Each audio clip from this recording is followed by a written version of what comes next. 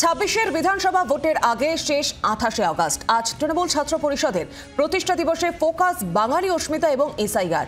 সম্প্রতি দুই ইস্যুতেই সুর চড়িয়েছে রাজ্যের শাসক দল। এসআইআর এর নামে তালিকা থেকে বাংলায় একজন ভোটারকেও বাদ দেওয়া যাবে না। বারংবার এই নিয়ে হুঁশিয়ারি দিয়েছেন তৃণমূলের শীর্ষ নেতৃত্ব। সকাল থেকেই ক্ষুদিরামের অনুশীলন কেন্দ্রে সাজু রাও প্রস্তুতি পর্ব চলছে, আর কিছুক্ষণের মধ্যেই হাজির হয়ে যাবেন তৃণমূল সুপ্রিমো, পাশাপাশি অভিষেক বন্দ্যোপাধ্যায়। আরো বিস্তারিত জানাবেন, সঙ্গে রয়েছেন প্রতিনিধি অয়ন ঘোষাল। অয়ন, এই মুহূর্তে সেখানে কি পরিস্থিতি, সার্বিক চিত্র তুলে ধরো আমাদের সামনে।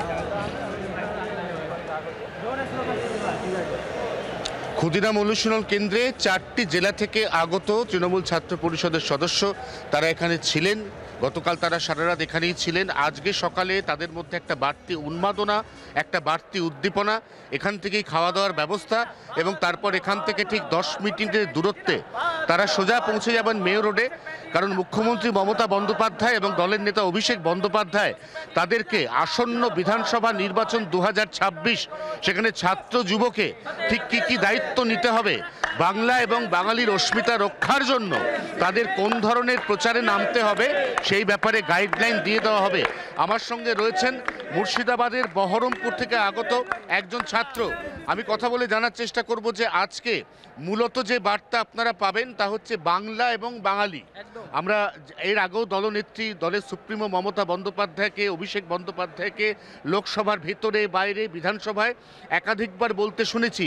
বিশেষ করে তোমার জেলা মুর্শিদাবাদ, প্রচুর মানুষ তারা ভিন রাজ্যে কর্মরত, তারা বাঙালি, তাদের কিন্তু সেখানে নানাভাবে অপদস্থ হতে হচ্ছে। এর প্রতিবাদ তোমরা আজকে নেত্রীর কাছ থেকে গাইডলাইন পেয়ে জেলায় গিয়ে কিভাবে এর প্রতিবাদ করবে?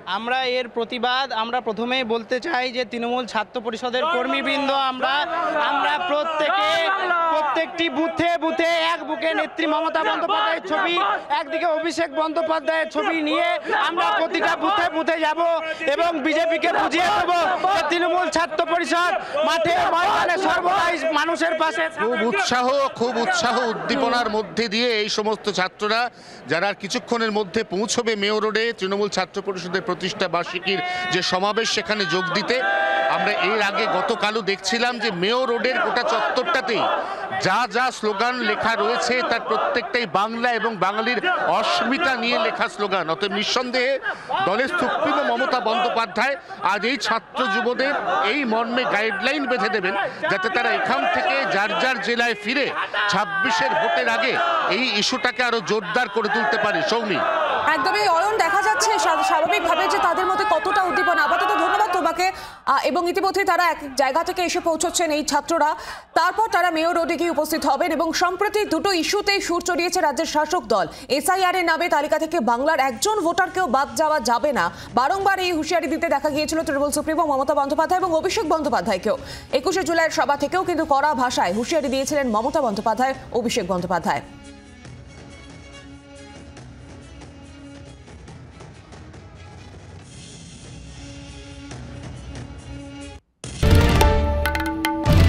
বাংলার আওয়াজ, বাঙালির আবেগ, জি 24 ঘন্টা।